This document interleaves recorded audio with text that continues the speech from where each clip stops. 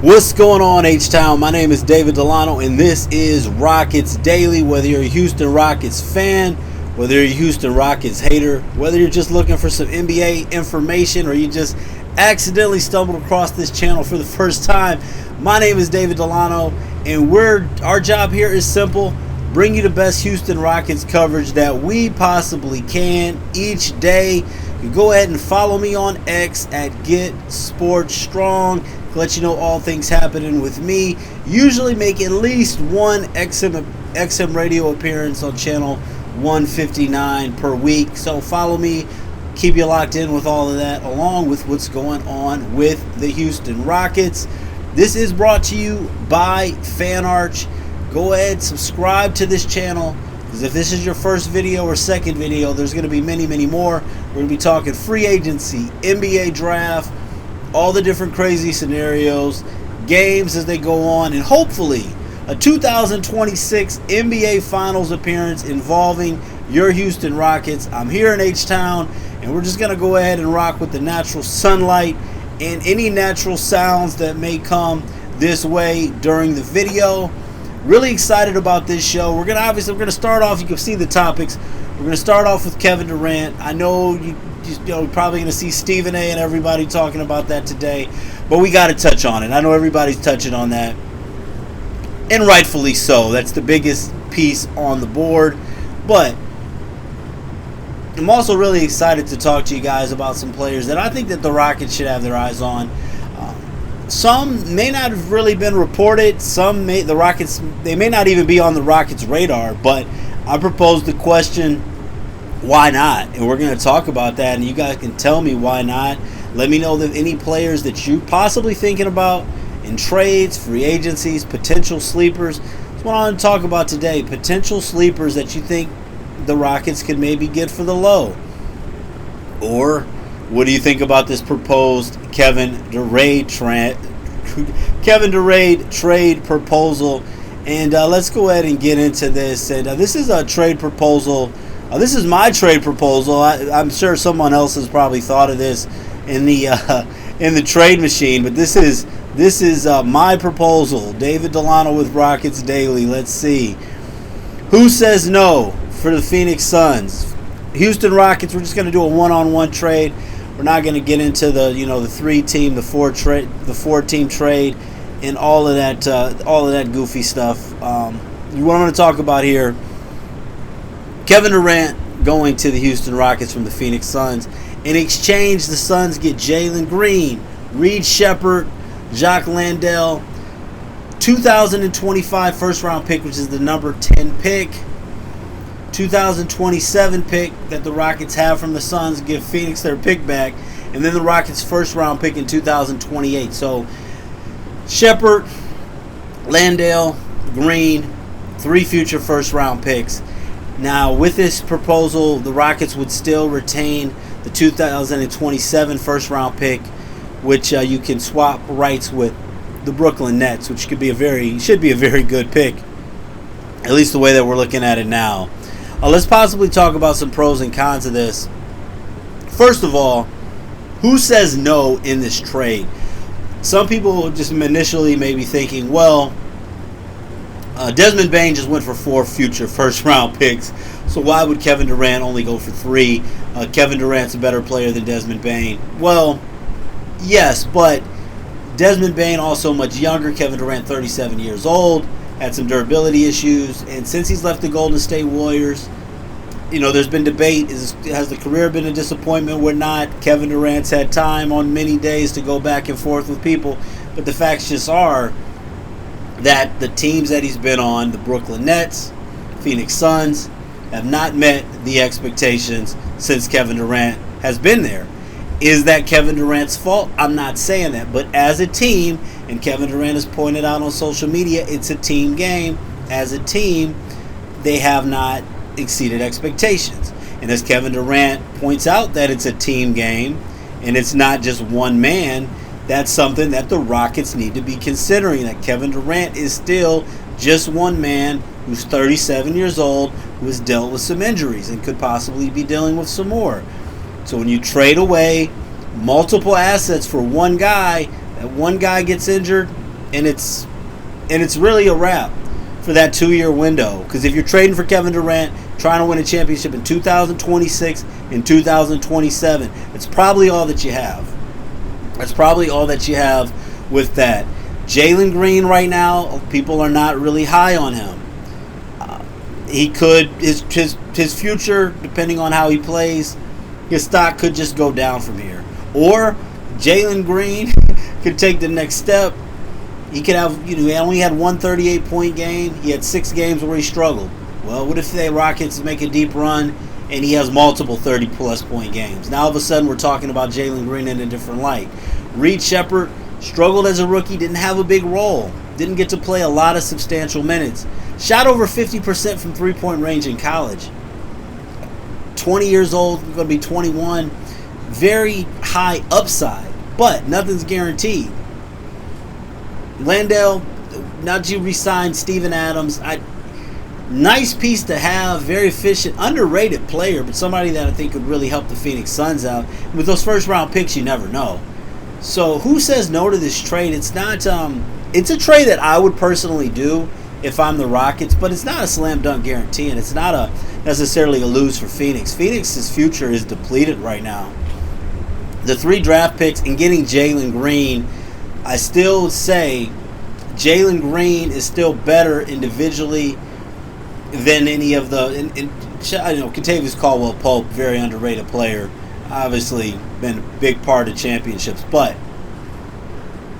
Jalen Green gives them a lot of upside along with the future pick. So who says no to that potential trade proposal? And another guy that I'm interested in the Rockets possibly going after as a backup plan, not hearing much talk about it, is Zach LaVine. Started his career with the Timberwolves, played with the Chicago Bulls. Now he's been shipped off to Sacramento. 32 games with Sacramento, 42 games with the Bulls. Shot about equal, 44.6% from three-point range. Zach LaVine, over 39% three-point shooter for his career. And what I have down there is LaVine for Green, because Zach LaVine, Jalen Green play that same position. Zach LaVine's 30, Jalen Green's 23. Zach LaVine is a much better three-point shooting version of Jalen Green. I think that this could be mutually beneficial. Obviously, Zach LaVine owed a lot of money. You're going to have to restructure that contract with Van Fleet. You're going to have to do some things there. But I think that this could be a very good fit, because Zach LaVine's somebody that very exciting, athletic, excellent. And that 44.6%, that was shooting that over more than 7 3-point shots attempted per game. But now he's in Sacramento. A lot of people go out to Sacramento, their careers kind of die. He's paired up with DeMar DeRozan. That didn't work in Chicago. It's going to be exciting, but it just hasn't worked. And the big knock on LaVine, and the narrative that he could be trying to change, only 4 playoff games in his career when they got swept by the Bucks, I believe in 2022. Played in the play-in game this season. The Kings got smacked by the Dallas Mavericks. So there's that narrative with LaVine. He was a very exciting player, very exciting offensive player, excellent shooter. He definitely helps the Rockets with the shooting issues there. Definitely upgrade that. So the relevancy, though, for Zach LaVine is a relevancy problem. Rockets have a 3-point shooting problem. Getting to the playoffs with the Houston Rockets, it'll at least give him that chance to change that narrative a little bit on his career. So I think it's an opportunity. I think LaVine would probably love coming to Houston. Just can the Rockets make it work? And it's really still, there's some risk involved there, because Zach LaVine, people are down on Green now, but like I said, Green, he's got that potential. He's younger. He's in your system. Zach LaVine, not a great defensive player. Can Udoka coach him up? Can LaVine be a better defensive player? He definitely would have better defensive players around him. He'd have a purpose, but still 30 years old. Not old, but still older than Jalen Green. It's still, anytime you trade, somebody like Green who's been in the system for LaVine, you don't know how it's going to work out, because even though LaVine, those 3-point numbers are amazing, and when you look at Zach LaVine, he definitely passes the eye test. Like you said, it's a team game. We mentioned with Durant, but Career-wise, it just hasn't. I mean, he's never been. Only been to the first round once. Has never been to the second round. So there's questions there with Zach LaVine. Would you like to see Zach LaVine in Houston or not? But I think that that would be an upgrade if you can make it work for the right price. And another guy. Let's talk about Steph Curry possibly coming to Houston. I think that we should think of, well, not the brother of Steph Curry, Steph Curry, but Steph Curry, younger brother of Seth, 34 years old though now, unrestricted free agent, has expressed that he would like to stay with his hometown Charlotte Hornets. But as a free agent, wouldn't Curry be interested in coming to Houston for the right price? And I think that they could get him at a relatively good price. Charlotte Hornets haven't played him very much, but one thing a lot of people may not know is that Seth Curry, actually led the NBA in three-point percentage last season. Got a few more minutes towards the end there, and really lit it up in that last month. Those last few games, shot just under 59%. Excuse me. From three-point range in those last few games in the month of April, and just under 67% from the floor. But overall on the season, like I said, Curry, he definitely led the NBA in three-point shooting percentage, shot 45.6% from three in limited minutes. And now the issue with Curry, Rockets, outstanding defensive team. Curry, 34 years old, not a great defender. So that's an issue. But as we mentioned, Steven Adams reportedly agreeing to a extension. Steven Adams is somebody that against certain teams is going to have a big role for the Rockets. There's going to be other games another series where he may hardly play. I think that Curry could be that same way. Not someone who's going to play probably 70 games for you or have a significant impact every game, but when you have somebody who can shoot at that type of clip, really, I'm one of the best shooters of all time, even though he doesn't get as much minutes and he's in his brother's shadow, but definitely adds a void because this team needs some shooting. I think as a free agent, Curry is definitely worth kicking the tires on. And then another person that I want to talk about here, and I haven't heard him talked about really on any platforms regarding the Houston Rockets, but I'm going to talk about it and wonder why not. We're going to talk about Vit Krejci. Hopefully, but Vit Krejci with the Atlanta Hawks. I personally love this guy, man. He kind of reminds me a little bit of Chandler Parsons. Obviously, if you just look at the numbers on paper for the first few years, it was even a different time back then. Hasn't put up the numbers early in his career that Chandler Parsons had. I mean, in Houston, those early seasons was really, the prime of Chandler Parsons. But this is a guy that started his career just one season with the Oklahoma City Thunder, averaged just over 6 points per game, and then went to the Atlanta Hawks, and they really hardly used him at all in his second season. Last two seasons has had a little bit more of a role, played 57 games last year, started 16 games, was one of the top three-point shooters, 43.7% from three-point range. One of the knocks on Krejci, actually, he doesn't shoot enough, and they usually call him Vit. He often doesn't shoot enough. A lot of times he falls into the background too much. But when he does get more aggressive, the potential's there.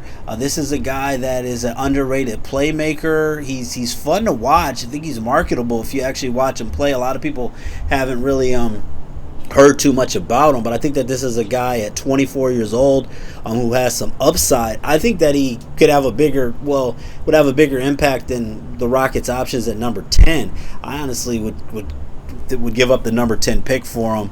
I don't know if people feel about that. Obviously, you got to see what happens with Kevin Durant and Giannis first before you're giving up, first round picks for Vit Krejci. So, but something to consider there. And when you look at, he's already had 4 years in the league. I think that this is a guy who could take the leap. And you want to get ahead of the curve a little bit and not just wait until everybody is on these guys. I've heard talk about, can Ty Jerome with the Cavaliers come over to Houston? Well, a couple years ago you had Ty Jerome on the roster and basically just kind of waived him And you see that happen a lot in the NBA with these two-way contracts, guys getting traded, waived, bounced around from different teams, playing in the G League, then they blow up in one place, and everybody's like, how could I get this guy? It's like, well, you had a shot, and you really didn't give him a chance. Vit Karici under contract until the end of the 2027-28 season, had a 4-year deal, just over $10 million. So just making just a little over $2 million a year, which could make it a little tough as far as but the Hawks would part with him. But I think that in the right system with the right coach that believes in him, he could definitely have a significant impact in Korea. And that Vit shot just under 44% from three, 6'8" wing, can play multiple positions. Man, I think that this guy could really have a breakout season in H-Town. So 24 years old, not the best defender, but I think that he has some defensive upside, much better than Curry and better than Levine if he's coached the right way. I like this guy a lot, so I think that this is somebody that the Rockets should target. All three of these guys would address the three-point shooting. Well, really all four of them, but Kevin Durant, you're going to have to give up a lot, and we know the KD talk each and every day, so wanted to throw out some other guys there. What do you think about him, man? Look at some highlights of my boy Vit. Let me know what you think. Vit, Steph, definitely some potential buy low options that could really change this shooting around on this team. Let me know what you guys think about today's show. Thanks so much for watching. Feel free to leave your comments. Throw out some other sleepers that you think that the Rockets should be looking at that maybe people aren't talking about, or who they are talking about. Once again, this is Rockets Daily, brought to you by FanArch. Let's have a great day.